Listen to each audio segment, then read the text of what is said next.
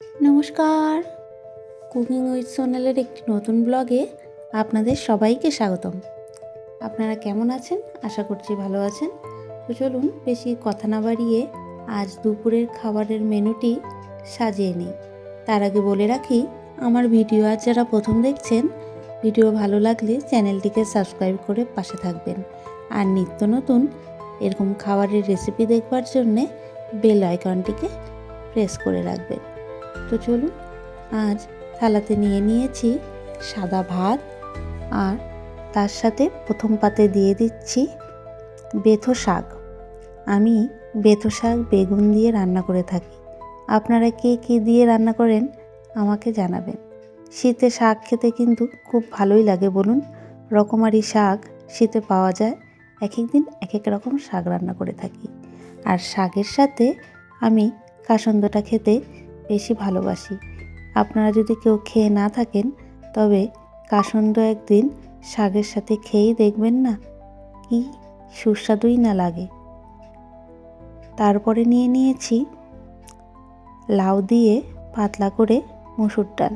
মুসুর ডালটাকে আমি লাউ দিয়ে প্রেসার কুকারে আগে সিটি দিয়ে নিয়ে তারপর কড়াতে কালো জিরে কাঁচা লঙ্কা ফোড়নে দিয়ে ডালটা দিয়ে ফুটে উঠলে ধনেপাতা দিয়ে ফুটিয়ে নামিয়ে নিয়েছি। আর সাথে রয়েছে সালাড।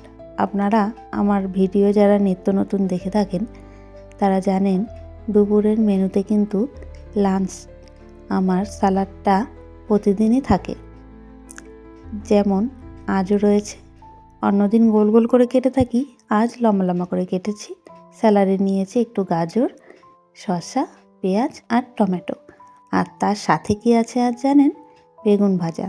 শীতের সেই নরম নরম বেগুনগুলো কিন্তু খুব সুস্বাদু হয় খেতে বলুন, সে ভাজাতেই বলুন বা বেগুনের ভর্তাতেই বলুন।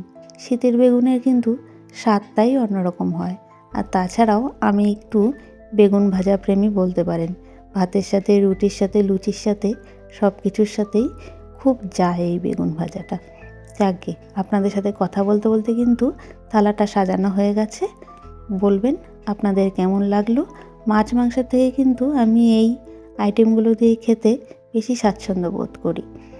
ভিডিওটি ভালো লেগে থাকলে লাইক আর কমেন্ট করবেন। আর কমেন্টে কিন্তু জানাবেন আপনাদের মতামত। আপনাদের একটি কমেন্ট আমাকে আরও ভিডিও বানাতে অনুপ্রাণিত করবেন। চলুন আজ তবে আসি, দেখা হবে পরে একটি ভিডিও।